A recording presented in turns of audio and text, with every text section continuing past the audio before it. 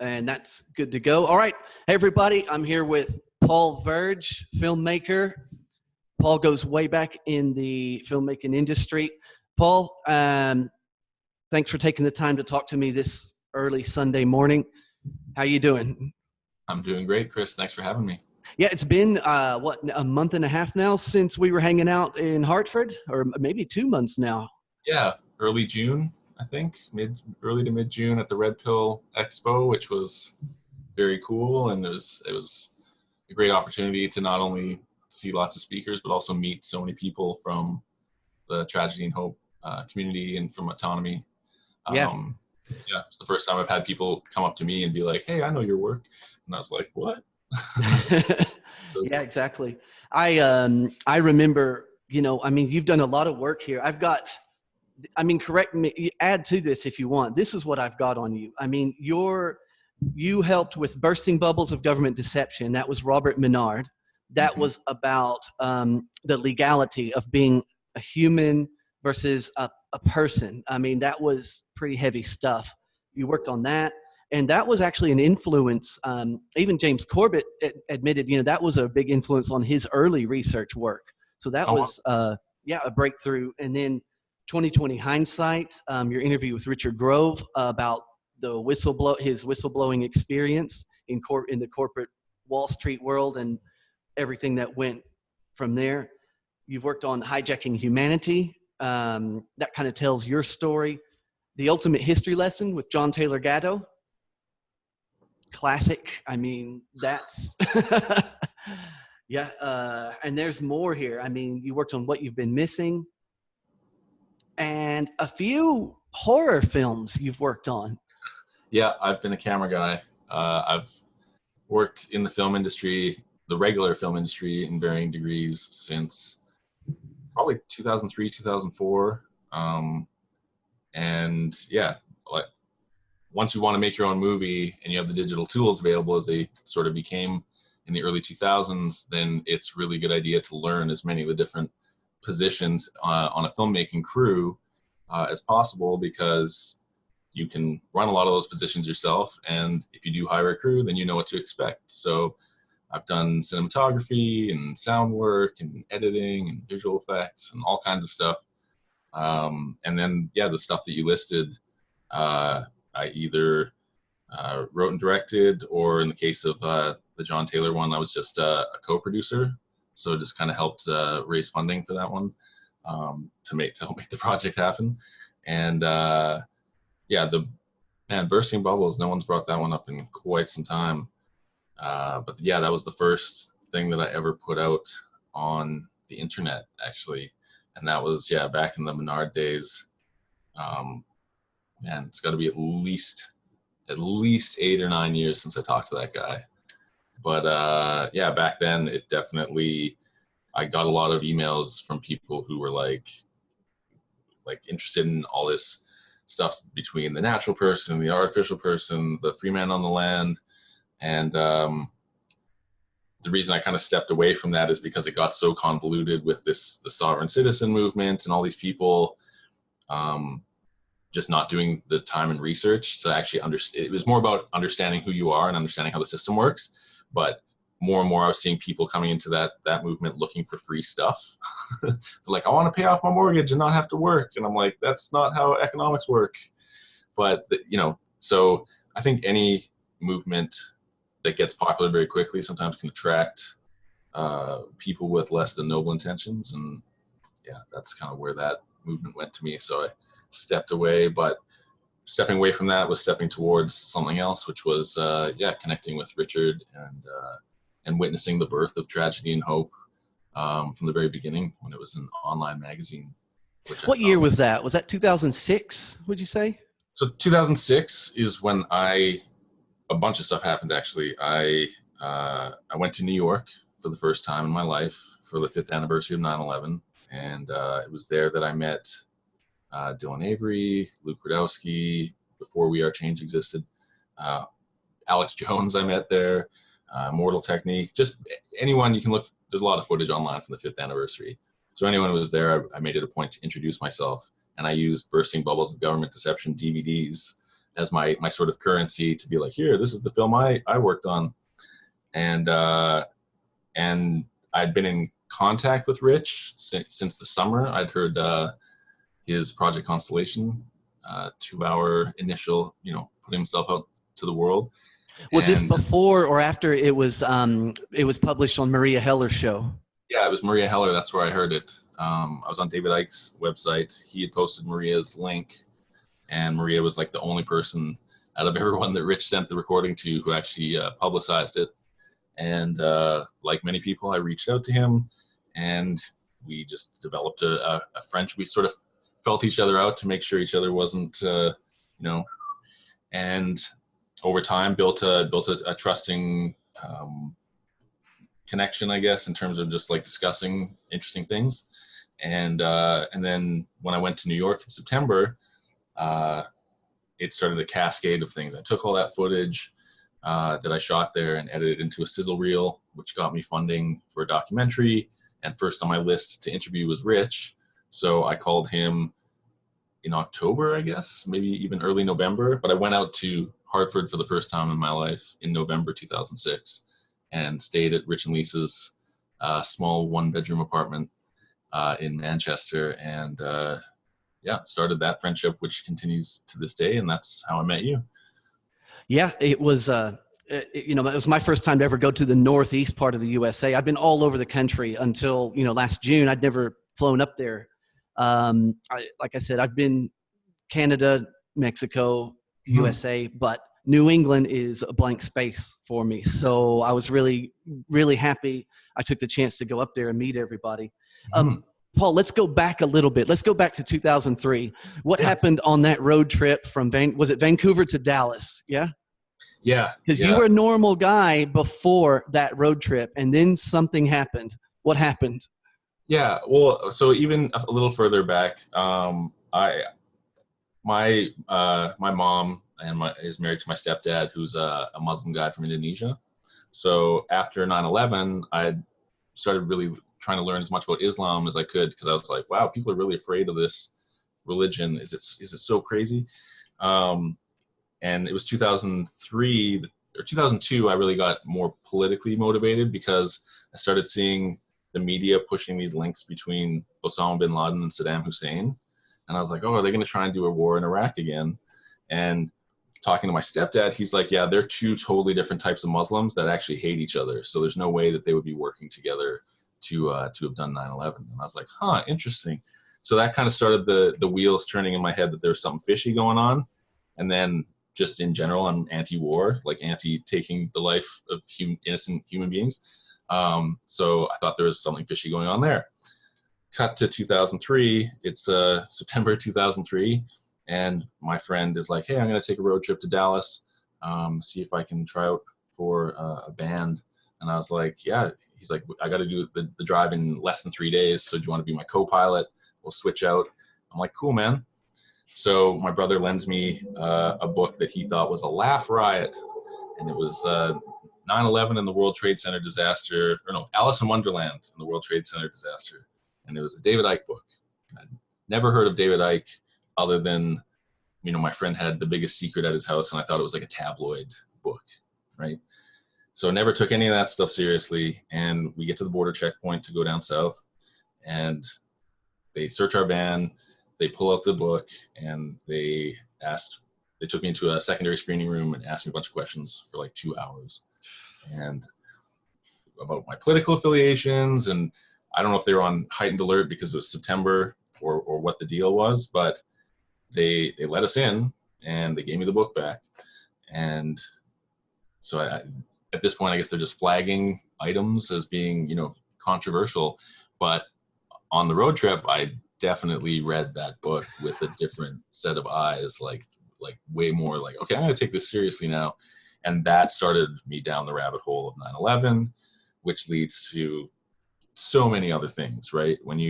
Once you sort of pop the cork on, or pop the bubble really, of government deception, to use it, then it's hard to look at things the same way, because you now are skeptical of everything that is announced, and skeptical of the official version of history.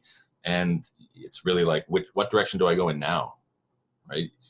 So yeah, so many websites, so many places you can go down, so many rabbit holes, and I very quickly got overwhelmed, went down some very strange, almost woo-woo-ish, spiritual awakening kind of rabbit holes, as I think many people do when they start learning about this stuff.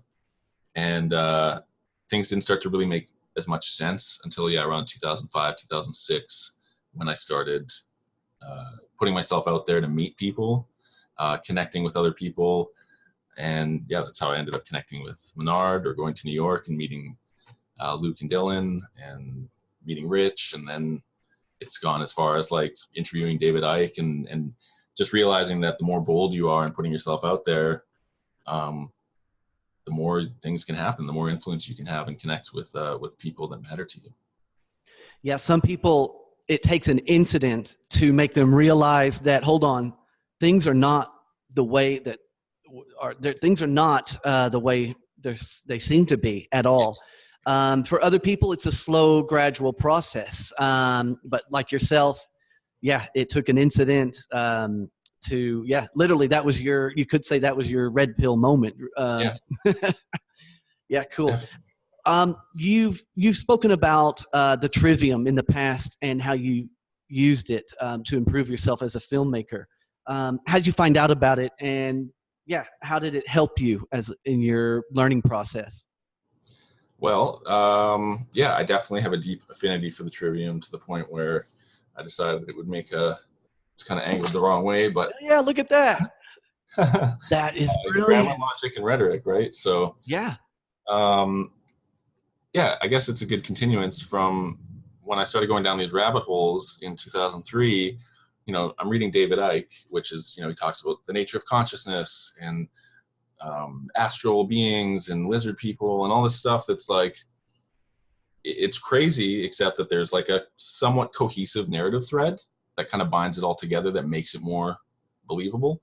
And what I did find myself doing, and this kind of goes along with this free man in the land stuff, because to be completely honest about that, a lot of that stuff doesn't actually work. A lot of that stuff, I realized, I'll say this publicly, I guess, Menard didn't know what he was doing, and he was good at deciphering stuff in law, putting his own spin on it, and then he was a stand-up comedian, so he knew how to talk and deliver with charismatic rhetoric. But in reality, he wasn't practicing any of the stuff. He wasn't living the way he was preaching. And I went to way more court cases where people lost and didn't know what they were doing, than to ones where something interesting happened and it helped them. So that's part of the reason why I kind of distanced myself from that, is because I didn't have a systematic method to take in that information, organize it, criticize it, and then put it back out there. And so I was getting into all kinds of interesting things. Like, I used to make these orgone generators. Yeah. Right? Which, hey, it might be true. This might be taking negative energy and transmuting it into positive energy. I've been there, man. Yeah. And they're beautiful, whether they work or not. Yeah. Right? So I realized how much stuff I was taking for granted, how much stuff I wasn't putting through critical faculty. And through working with Rich, Rich was really good about being friendly in his criticisms of some of my beliefs at the beginning. And the more I learned with him and through him, we eventually connected with another gentleman who ran his own media thing. And we're approached by a guy named Gino Denning. And Gene was, I believe he said he was a dentist, but his boss had been a Freemason, like a high-level Freemason, and essentially this is what was taught to him. And he passed all this knowledge on to Gene, and I'm sure Gene could correct the story, or Rich could correct the story if I'm wrong. But then Gene was like, I didn't swear any oaths to Masonry, so I got all this information. I might as well pass it on to someone else who can kind of take it and handle it. And so there was the gentleman he originally approached, and it became kind of a group thing that we shared. And through Tragedy and Hope and a few other sites, we started promoting this idea of the Trivium, which is grammar, logic, and rhetoric, in that order, essentially knowledge, understanding, and wisdom. And we can, depending on how much time you have, you can break it down into something. There's a lot more. Each one is kind of an umbrella of several things, but the important thing is that when taking in information, that you understand what the words mean, the who, what, where, when, in order to remove contradictions and understand the logic, which gets you to the why, and then be able to take those two things and then re-explain them to someone else, which is the how, which is the rhetoric or communication.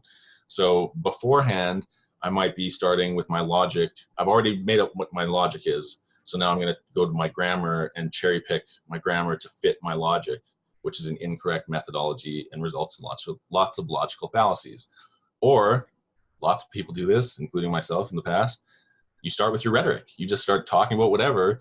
You don't know what your definitions are. You don't even know you're using misleading vividness and appeals to authority and all these things just to sound smart. I've totally done that in my life just because I want to sound smart and important, and it's very gratifying for the ego. Well, unfortunately, not a lot of truth comes out of that. It might be entertaining storytelling, but the Trivium kind of lets you have this, again, ordered methodology to take in information, process it correctly, and then put it back out there. So I think lawyers get taught it. People who go to private school get taught it. Almost anyone who's in like an authority position gets taught a version of it, but not too clear a version. Otherwise, it might result in autonomous thinking, which is not what you want authorities to do, right?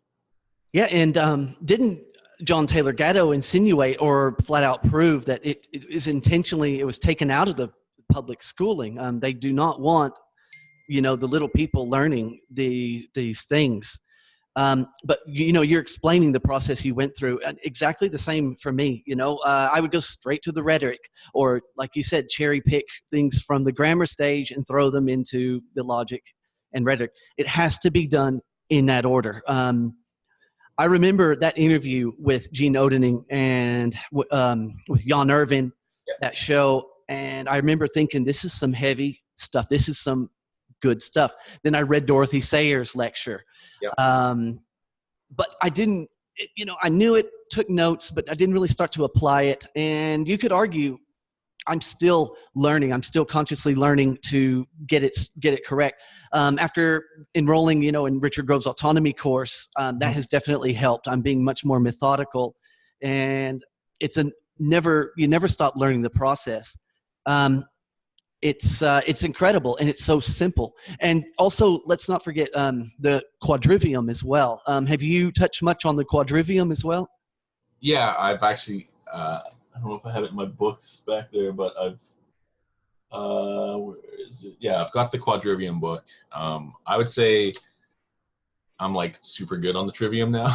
It's always important for me to point out, or for anyone to point out, as Rich points out to me, Kevin Cole's done a great series on not criticizing the trivium, but basically contextualizing it so that people don't think it's the end all be all. Because I know that we did start to sort of deify maybe the trivium at one stage, maybe 8, 9, 10 years ago, because it was just so mind blowing that this thing was like in front of us the whole time, and it felt like a monumental discovery. And it's super important, but it's like one step of many other things that's a part.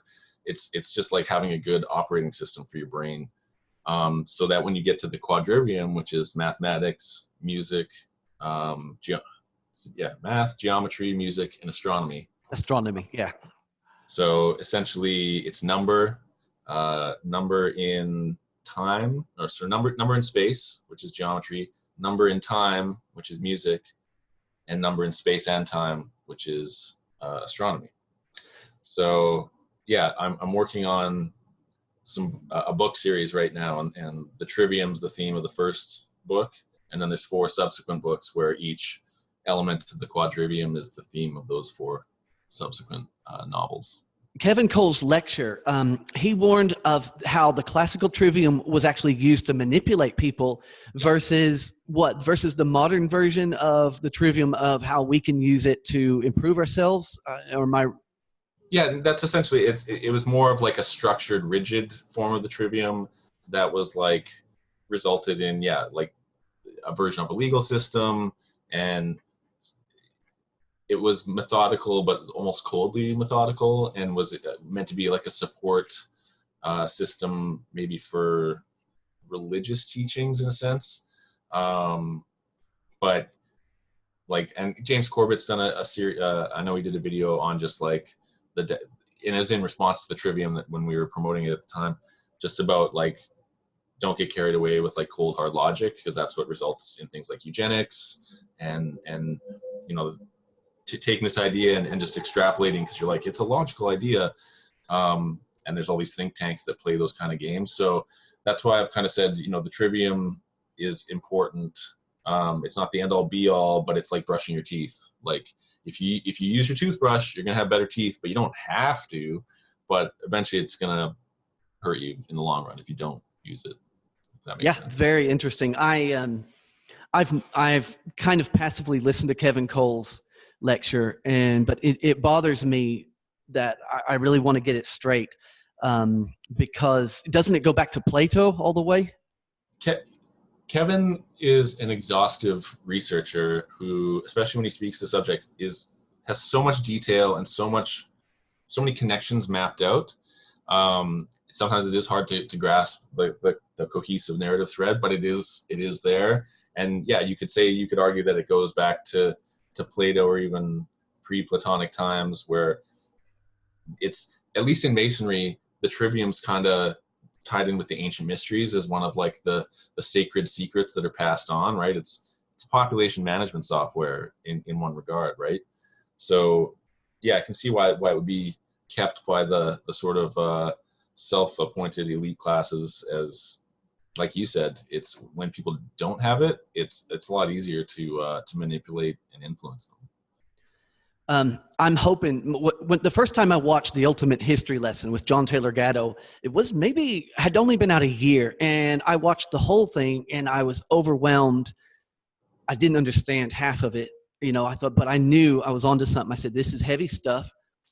So fast forward to just this past year, I rewatched it because Richard, as part of his the autonomy class, he said, look, you've got to watch it because you've got to understand the history of schooling. Watch it again. Now, this is after having been part of the Tragedy and Hope community for 5 years, you know, studying all this stuff. It was fantastic. Half of the references there I either read or I have on my shelf or I knew about. It was so much easier watching it years later. It was so much easier to take in because, you know, these things take time. My hope is maybe next year I'll be able to rewatch Kevin's lecture on that and it'll be a bit easier to take in, but it's heavy stuff, man. Yes, big time. Okay, now, is my video still going for you? Yeah. I see you fine. No worries then. Yeah. Well, Paul, from a technical point of view, you were basically teaching yourself to make films and all of that. What were some of the biggest challenges that you had to overcome? That's a really great question. I've always been tended to be, since I was a little kid, somewhat autodidactic, in that with structured lesson, I often would find it too slow or too rigid, and would just go off and try and find a way to figure something out myself. Sometimes that was not the best way. Sometimes just reading the instruction manual and being like, oh, okay, that's how it works, was better. But with filmmaking, I had a passion for it since I was 11 or 12. Got my first VHS camera from my grandpa, and I just I taught myself stop motion animation and all these things. And when I finally was able to buy my own computer after I graduated, first thing I got on it was editing software. I think it was like Adobe Premiere 5. Like, this is 1999. So, taught myself split screen and all these things, and you just little by little you're increasing your skill set. And the biggest challenge really was trying to find people that wanted to work with me, because I was really young and had no experience. So that's where I learned how to talk really good, or at least like create rapport, let's say. So I'd meet strangers and just like ask them interesting questions and then listen, and then just build something where they, for whatever reason, wanted to hang out with me. And Seriously, Paul, that is a basic skill that not many people have these days, having a two-way conversation. I know, right? And I was pretty shy and introverted as a kid. I think that in my teen years, not being more bold became like a source of regret. And so it pushed me to put myself outside my comfort zone. And then that habit through repetition, forced repetition, eventually I started noticing so many good things would happen when I did put myself out of my comfort zone, that I was like, okay, I started to associate being bold with positive change. Be bold, be the change, as Benny Wills would say. So once I started finding people to work with me, then I was like, oh wait, to really do something good, you need a little bit of money. So then I found that was the challenge. But again, like suddenly started manifesting millionaires and interesting people with access to capital. And then again, like I am not a financial genius, but I would know what I needed. I taught myself how to write up business plans and projections and all these things, and was able to work with people to make a lot of different projects happen that wouldn't have unless money went from one place to another. And since then, I guess the biggest challenge has just been, for me personally, just organizing, and not staying motivated, but staying focused. I'm very motivated to be doing things. It's just sometimes I'll take on so many things that I get, as Bilbo Baggins would say, spread out like butter scraped over too much bread. And so you start to lose sight, or you withdraw to kind of get your bearings. And so it doesn't leave tons of projects like half open, but like a great example would be Believers Beware, which was supposed to be my follow-up to Hijacking Humanity, plagued with production issues from, my budget being slashed in half, to the executive producer leaving the project, my computer getting hacked, my RAID array getting deleted, spending months and months rebuilding it, and I was able to cobble like 45 minutes together. And then over like the 2-year processes I'm editing, all the people that I've interviewed, I'm learning the Trivium at that point, and I'm realizing I interviewed like vegetarians and people who I no longer believed or trusted anymore, who I kind of saw through their shtick, and I was like, oh yeah, I was getting gamed by a shtick.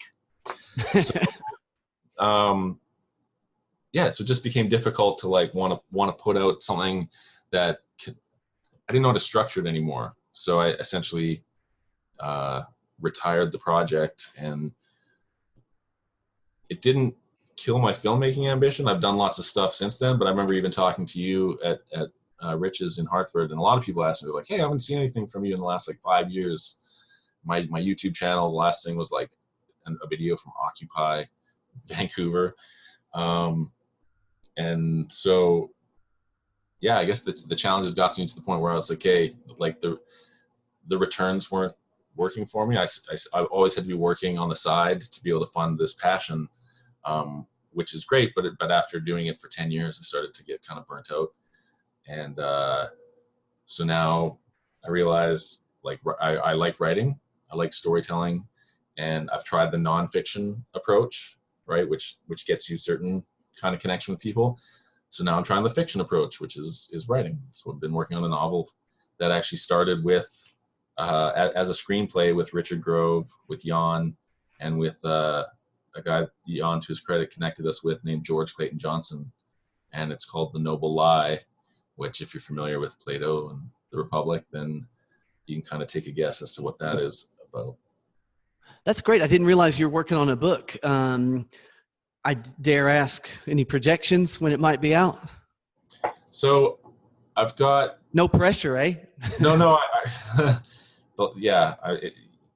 You feel like George Martin, except I have to first put out a successful book to have people waiting on a follow-up.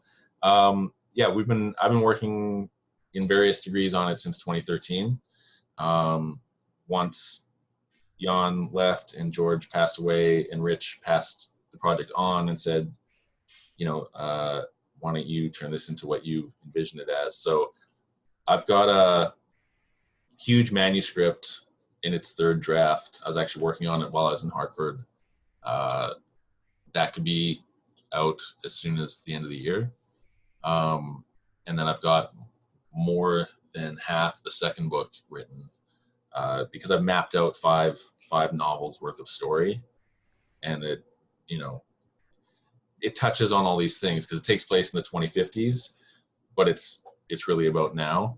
And it's kind of like, what would you've seen what's going on in Hong Kong right now with them setting up like surveillance towers and the cops and everyone's wearing gas masks and sunglasses to fight the facial recognition stuff. So that's stuff I was writing about like 4 years ago as this conflagration builds between the state and the people. And so, yeah, a lot of what I'm seeing there is like, oh wow, this is the imagery that I've been writing about for a little while. And so you have to establish that level of, I don't want to call it indentured servitude, but like that dynamic between the state, the authority, and the people. And then how do you change that? So I've got all these different characters that go through that journey, people living both inside and outside of a kind of futuristic megalopolis, and how, you know, the power of mind and speech and action change all their circumstances for the better or worse. I can't wait. I'll be your first customer, man. Yeah. Thanks. Do you want to talk about what happened at the premiere of Hijacking Humanity? Something strange happened. Well, yeah. So I had a sneak preview premiere. So the film's 3.5 hours long.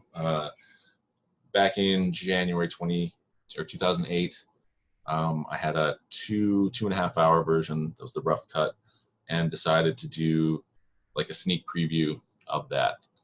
And so Rich and Lisa, they flew out to Vancouver, and I rented a theater, and we managed to sell it out. And we had a little after party after the screening. At the after party, an old friend of mine who had gone to UBC, he showed up, and he's like a big, intimidating, 6'7" Croatian dude. He shows up with some of his frat brothers from university, and I, this is the guy I was roommates with like years previous for a couple months, and thought he was like a go-getter, business kind of guy, but find out he's also involved with masonry. Anyways, the sort of leader of this pack of dudes, they're all in leather jackets. They very much stood out at this gathering of like nerds like me and like intellectuals and activists and Rich and Lisa, and my parents are there, my girlfriend and her parents at the time. Anyways, the one kind of lead dude, also a giant man, strikes up a conversation with Rich because he noticed Rich was in the movie quite a bit.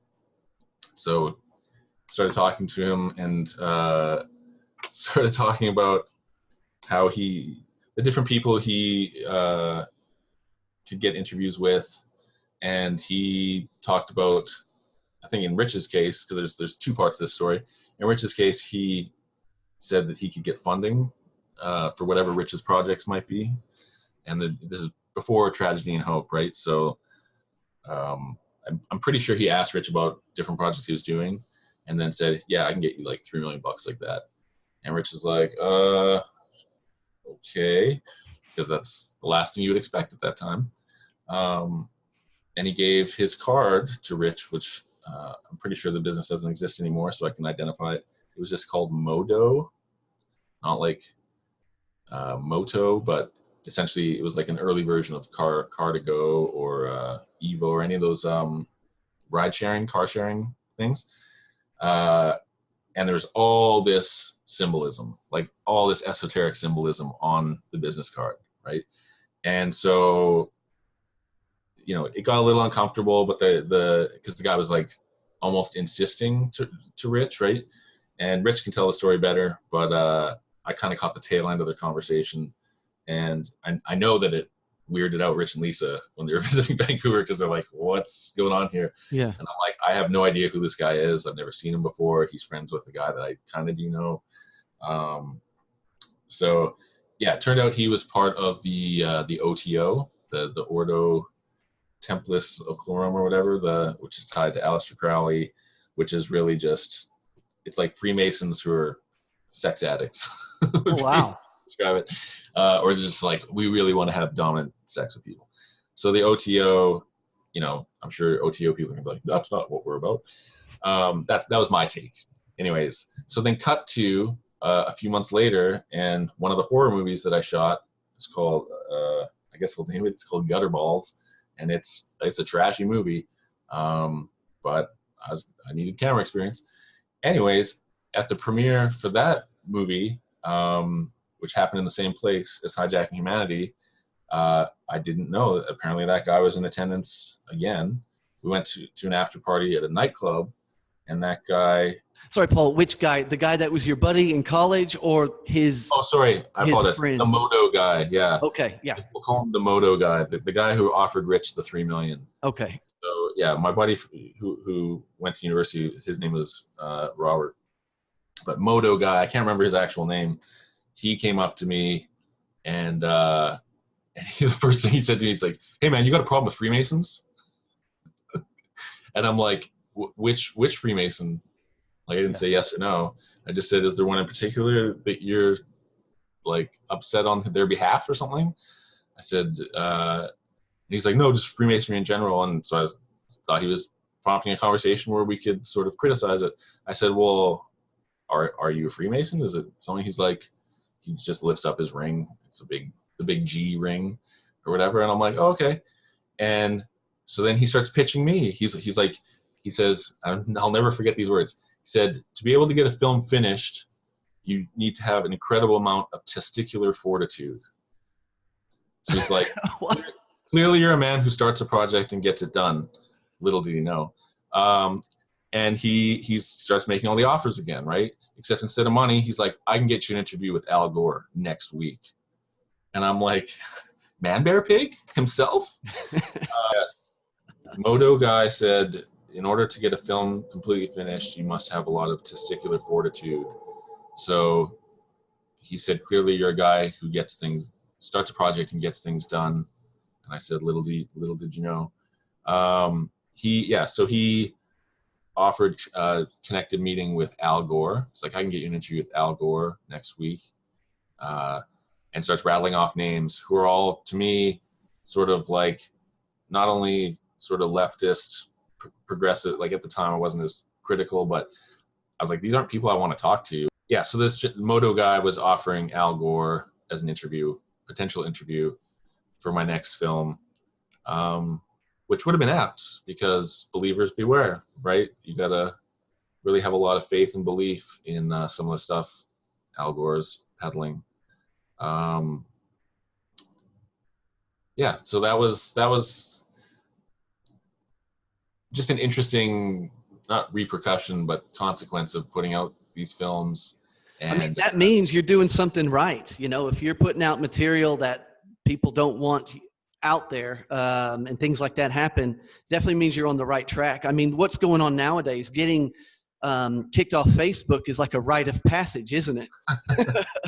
Yeah. Well, sorry, that's the thing with Rich's, that was the conditions that came with the $3 million. I didn't even mention that, was that he wouldn't be allowed to talk about the stuff he's talking about, right? Okay. So that's conditions. Yes, there was huge conditions. And so when Moto guy approached me at the other after party, he was laying out what some of the conditions were, right? You can't talk about Freemasonry, you can't talk about this. And yeah, that's like, sorry, that's a no from me, dog. Big non-starter, and that's one of the reasons Believers Beware ended up not happening. I've never really told this story publicly, but essentially my executive producer at the time, he became a Scientologist, and that started a rift between us. Yeah, interesting. So you didn't want to have anything to do with the Scientology, so you said no? Yeah, well, it came down to editorial control. So I wouldn't have been allowed to include a portion of the film that was a critique on Scientology. And he wanted me to go to take audit counseling and a few classes. And I tried signing up. I still get postcards from them to this day. But it just wasn't for me. They weren't interested in the Trivium. They weren't interested in any, like, ostensibly they actually are. I learned Scientologists have their own version of the Trivium called the ARC triangle. Did you know that? No, I'd never heard of it. Yeah. And ARC stands for affinity, reality, and communication. And I'm pretty sure Hubbard was a Mason, so that's where he would have learned the Trivium that way.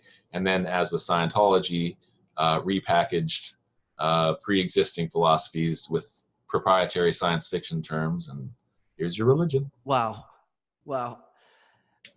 Paul, yeah, this is incredible. What's happening now? Let's fast forward to the present and the future. What's going on with you now? What are you working on? And what's in the future for you? Yeah.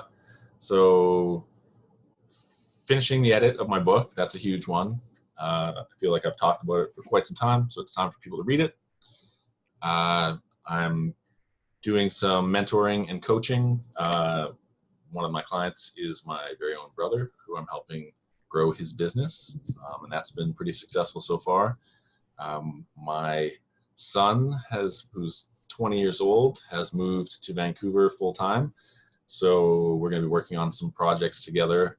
We're co-writing something that is kind of a science fiction comedy series, and that's what I'm planning to self-produce in the next few months. So I'll be putting out the pilot episode before Christmas, and it's called Truly Incredible Legendary Tales. And it's like unsolved mysteries, but almost satirical, but injects lots of like new NWO content and kind of makes fun of Alex Jones, but also uses like similar approaches. And yeah, we'll see how people respond to it. What else am I working on? As Dov Simons, the famed producer, would say, I have multiple projects in various stages of development. Yeah, I mean that project there sounds fascinating. What do you call it? Legendary? Say that again. Yeah. So the acronym is TILT, T-I-L-T. Oh, wait. Truly Incredible Legendary Tales. Fantastic. Yeah, great. Are you going to be around much on Discord for season 2? I saw you the other day, in and out. Yeah. Yeah, I was catching up. I was just on Salt Spring Island, which is about 2 hours from Vancouver. And that was my entertainment there with my low bandwidth, was to go on Discord and read the conversations. I've convinced my friend Adam, who's my partner in DVC. He's signed up for season 2 of Autonomy, and he's really excited about it. I'm going to participate as much as I can, and definitely get on the Discord a lot more so that Agnieszka doesn't get upset with me next time I meet her. Exactly. Yeah, you don't want to upset Agnieszka. Yeah. Once accountability's been set with her. it's set hard. So yeah, and this is going back to my time management. That's the biggest area for growth in my life, is managing these multiple projects in various stages of development by allocating time properly. And so I feel like, yeah, if I spend a bit more quality time doing the autonomy thing, then it's going to help me get those habits back in order. But for now, yeah, I've just been hopping from project to project, get this one done, okay, hop to the next one. And a lot of it's been just side work, like making money doing side work. So exactly. You don't ever want to put all your eggs in one basket. That is one thing that you and I have come to understand. Absolutely. Exactly. I mean, every topic we've talked about today, we could just elaborate, take that alone and have another conversation about it. But yeah, I know you've got to get going. I've got to get going. Any final thoughts before we wrap up? Don't do school, stay in drugs. Oh, wait. Excellent. Yeah. Thanks for your time, Chris.